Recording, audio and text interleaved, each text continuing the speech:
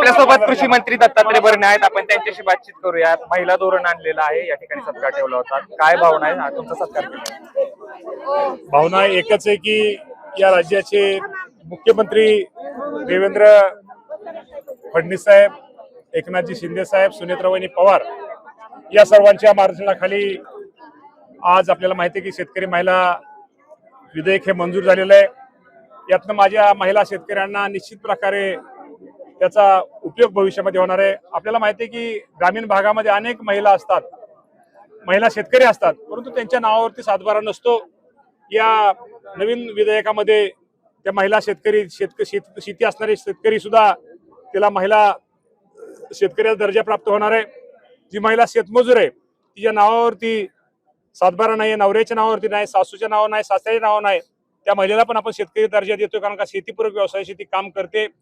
त्याचप्रमाणे पोल्ट्री व्यवसाय असेल, दूध व्यवसाय असेल, किंवा आमची मच्छीमार भगिनी असेल, किंवा तेंडूपत्ता गोळा करणारे, म्हणजे सगळ्याच महिला, ज्या महिला शेतीपूरक व्यवसायामध्ये जरी त्यांच्या नावावर, त्यांच्या कुटुंबाच्या नावावरती सातबारा नसला तरी आपण त्यांना शेतकरी महिला म्हणून त्यांना आपण दर्जा देतोय.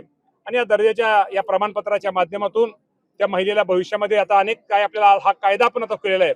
भविष्यामध्ये आपल्याला काय अजून दिवसेंदिवस आपण या कायद्यामध्ये अजून दुरुस्ती आपण करणार आहोत.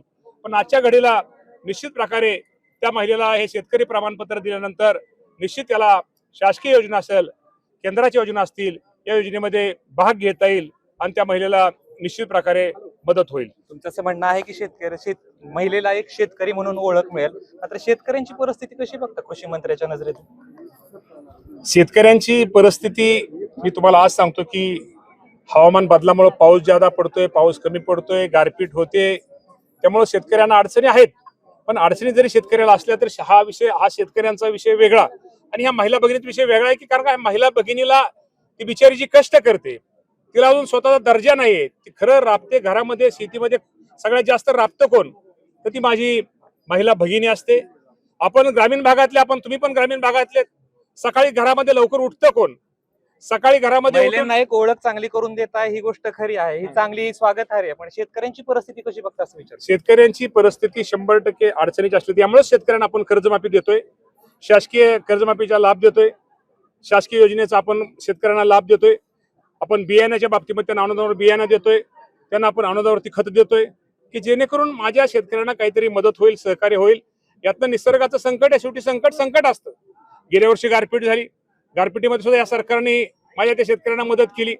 आजही दुष्काळ पडतोय, कधी पाऊस ज्यादा पडतोय, कधी कमी पडतोय. त्यामुळे या शेतकऱ्यांच्या पाठीमागे खंबीरपणे सरकार उभा आहे. त्यातनं मी म्हणणार नाही की सगळं शेतकरी माझा समाधानी आहे, असं मी अजिबात म्हणणार नाही. त्यातनंही शेतकऱ्यासाठी शेतकऱ्यांचं तर आहेच, पण शेवटी ही माझी माय माऊली राबते स्वतः, पण तिला अजून दर्जा नव्हता. तिला स्वतःच्या पायावरती एक महिला, मी पण महिला आहे आणि मी पण शेतकरी आहे, हा दर्जा तिला तिच्यामध्ये एक आत्मविश्वास निर्माण करण्यासाठी या सरकारने दिलाय. आणि आपण भविष्यामध्ये बघा, हा जो कायदा केलाय, ठीक आहे, कायद्यामध्ये अजून आपल्याला भविष्यामध्ये अनेक दुरुस्त्या करता येतील आणि या महिलेला अनेक योजनेचा लाभ यातनं निश्चित प्रकारे शासनाच्या वतीने दिला जाईल. मुख्यमंत्री, दोन्ही उपमुख्यमंत्री यांचं खरंच आभार मानले पाहिजे. तुम्ही असं म्हणतात की शेतकरी अडचणीत आहे, शेतकऱ्याला मदत पाहिजे, सरकार त्याच्या पाठीमागे उभा आहे.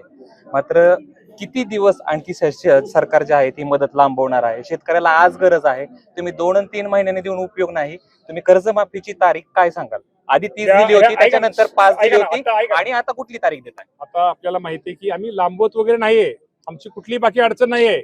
शेवटी मगाशी मी तुम्हाला सांगितलेलं की ही जी रक्कम आहे, शेवटी पुरवणी बजेटमध्ये या रकमेचा समावेश होता. आणि राज्यपालांची महोदयांची आता बजेट अधिवेशन संपलेलं आहे, परवा दिवशी राज्यपाल महोदयांची सही होईल. निर्मला सीतारामन शेतकरी, जे मोठे शेतकरी, ही योजना आम्हाला गरीब शेतकऱ्याला द्यायचा, हा लाभ आम्हाला गरीब शेतकऱ्याला द्यायचा आहे. जे मोठे शेतकरी इन्कम टॅक्स भरतात त्यांना आम्हाला द्यायचा नाही. 8 महिन्यापूर्वी तुम्ही सांगितलं हे इन्कम टॅक्स मी आता तुम्हाला 3-4 दिवसापूर्वी कर्जमाफी 30 जूनची तारीख तुम्ही 7 ते 8 महिन्यापूर्वी दिली होती. आता कुठली तारीख देताय? आता साधारणतः आपलं मान्य आपल्या निर्मला सीतारामन यांची सही झालेली आहे. साधारण 4-8 दिवसामध्ये ती पण आम्हाला यादी मिळेल. ती यादी मिळाल्यानंतर आपल्याला राज्यपाल महोदयांची सही झालेली आहे, आपल्या अर्थमंत्र्यांची सही झालेली आहे, राज्यपाल महोदयांची आज उद्या सही होईल. त्यामुळे येणाऱ्या माझं आज तारीख आहे 12 तारीख आहे. मी तुम्हाला 15 सुद्धा होऊ शकतो, 20 सुद्धा होऊ शकतो, किंवा 30.